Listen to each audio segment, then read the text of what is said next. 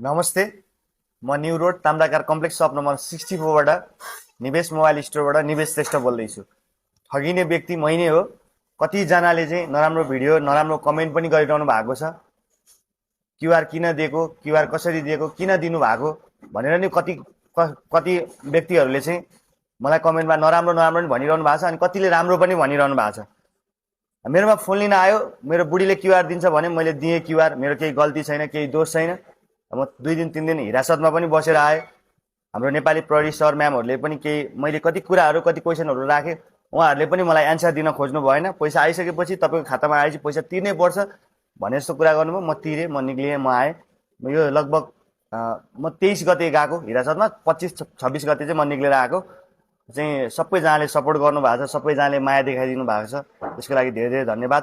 अनि हाम्रो फेक नामको सुशील घरती मगरलाई चाहिँ सबैजनाले चाहिँ सपोर्ट गरेर सबैजनाले सेयर गरेर हुन्छ उहाँसँग यो भिडियो उहाँ मार्फत भिडियो पुर्याइदिनु पर्यो। अनि कतै कतै हिँडिरहेको कुनै ठाउँमा बसिरहेको कुनै ठाउँमा खाइरहेको देख्नुहुन्छ भने मलाई तुरुन्त खबर गर्न सक्नुहुनेछ है। म चाहिँ एकदमै दुखी पनि छु।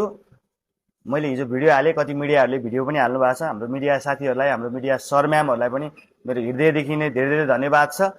अनि हाम्रो व्यापारी साथीहरूले पनि कतिले कल गर्नु भएको छ। तपाईँको कपनमा एकजना सरले दुध व्यापारी सरले दुध बेच्नु भएको अरे, 3500 को दुधमा पनि ठगिनु भएको छ। 3500 को दुध बेचेको अनि क्युआर दिनुहोस् हजुरको भनेर क्युआर दिनुभएछ। 3500 को दुधमा पनि ठगेर हिरासतमा म पनि 3 दिन बसेर आएँ निवेश सर भनेर मलाई हिजो कल पनि गर्दै हुनुहुन्थ्यो। तपाईँहरू पनि व्यापार बिजनेस गर्दै हुनुहुन्छ अनि मलाई नराम्रो कमेन्ट गर्दै हुनुहुन्छ। नराम्रो कमेन्ट गर्ने सर म्यामहरू पनि सानो चिया पसलै छ, सानो तपाईँको किराना पसलै छ, सानो व्यवसाय गर्दै हुनुहुन्छ भने तपाईँ पनि एक दिन ठगिनुहुन्छ। मलाई नराम्रो कमेन्ट गर्दै हुनुहुन्छ। पृथ्वी गोलो छ, पृथ्वी गोलो छ, घुम्दै फिर्दै तपाईँको पनि पालो आउँछ, तपाईँ पनि ठगिनुहुन्छ। नराम्रो कमेन्ट नगर्नु होला। आज मेरो पर्यो, आज मलाई पर्यो, भोलि तपाईँहरूलाई पर्दैन भन्न सकिन्न, भोलि तपाईँहरू पनि पर्न सक्नुहुन्छ। एकदम सचेत रहनु होला।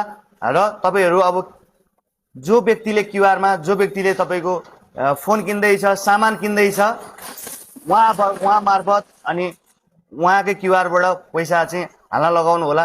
म जस्तै ठगिनु होला। म चाहिँ यही अनुरोध गर्न आएको। र हाम्रो धेरै मिडिया साथीहरूले धेरै टिकटकमा त तपाईँको अब उसको मैले नागरिकतादेखि उसको बेदरता सबै हालेको थियो। टिकटकले चाहिँ आउटै गरे, 2-3 चोटि हालेँ, टिकटकले चाहिँ हटाइदियो नै।